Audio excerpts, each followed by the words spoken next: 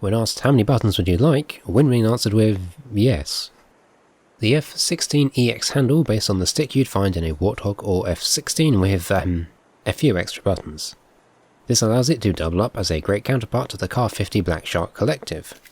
As always, full disclosure, WinWing sent me the unit for free to review.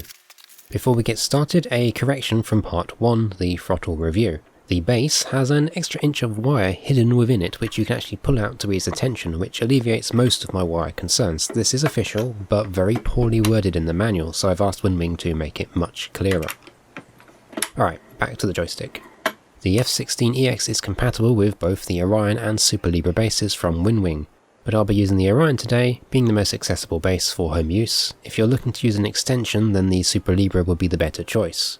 The handle is all metal with plastic switches. The extra switch attachment panel, however, is plastic. Assembly is relatively simple with the extra switches pre-attached.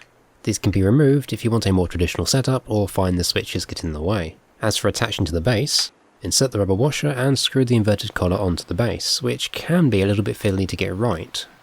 Afterwards, ensure the grub screw is inserted on the flat side of the handle at the rear, otherwise you will damage the thread.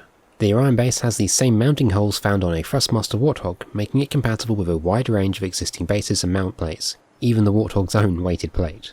The Orion uses suction cups for its own design, which do an admirable job, but they're prone to slipping off under sustained pressure without adding downwards force, so if you've got an alternative, I'd use that. If you opt for the Super Libre base, you'll of course need to find mounts specific to WinWing's design instead. Myself, I'm using a Virpil desk mount with the Thrustmaster Warthog adapter, which in order to fit on, you're going to need to find a right angle connector, otherwise the original wire will foul the frame. Let's get right into those buttons. Just about all these switches have extra functions, very handy for aircraft like the Hornet or Harrier. We've got 3 5-way hat switches with a slew axis mini stick with push as well on the top, which can also be a 5-way hat at the same time as the axes. The extra hat is actually canted a few degrees to align better with your thumb as you reach for it, and there's an 8-way trim hat with push. Finally, the pickle button. On the right side, we've got another 5-way hat replacing the missile step button, and you guessed it, another 5-way hat on the thumb position for countermeasures.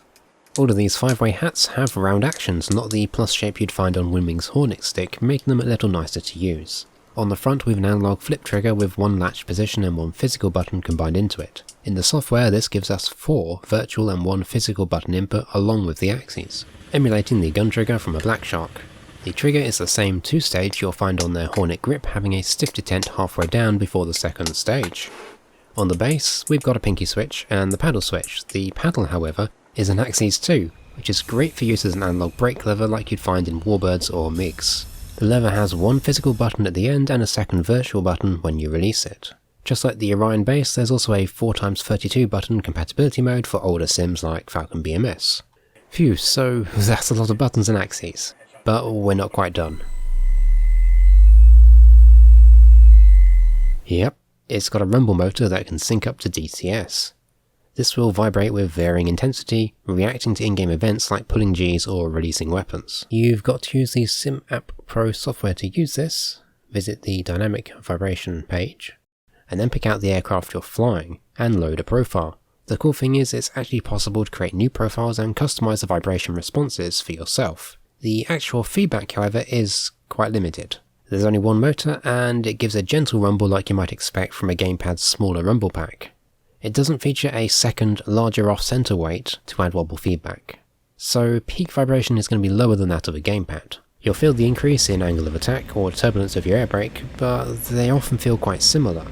This is a far cry from force feedback joysticks that I grew up with, where you'd have distinct forces for each effect. Instead, the vibration only increases or decreases based on the graph set in the profile. The software for this is in very early stages of development.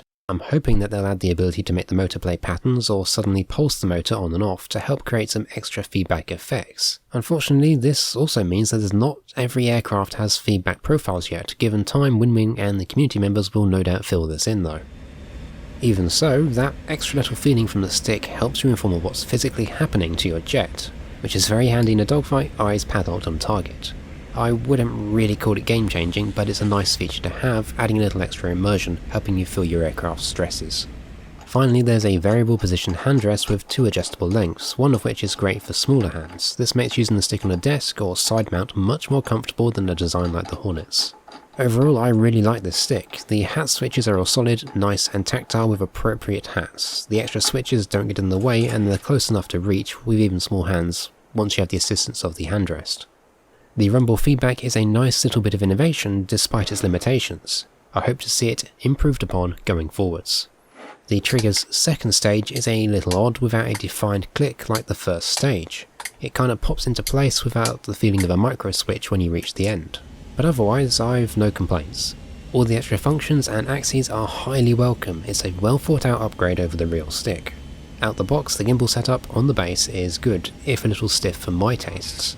It has a gentle center axis detent which you can feel as you move the stick around, without getting in the way of your inputs. Sadly, WinWing don't offer any extra springs or cams to customize the base, which is the one thing I would absolutely love to see added to allow you to tailor the feel like you'd find on many competing bases. The stick will work quite literally with any aircraft you can throw at it in the full configuration and often have buttons going spare. It's a great do-it-all stick, covering even niche features like analog brake lever, flip trigger and hat push functions. If I'm not mistaken, it has the most buttons of any stick currently on the market. It's an easy recommendation to make as an all-round joystick. There are better bases available, but the combination is a solid setup. I hope you've enjoyed, and take care.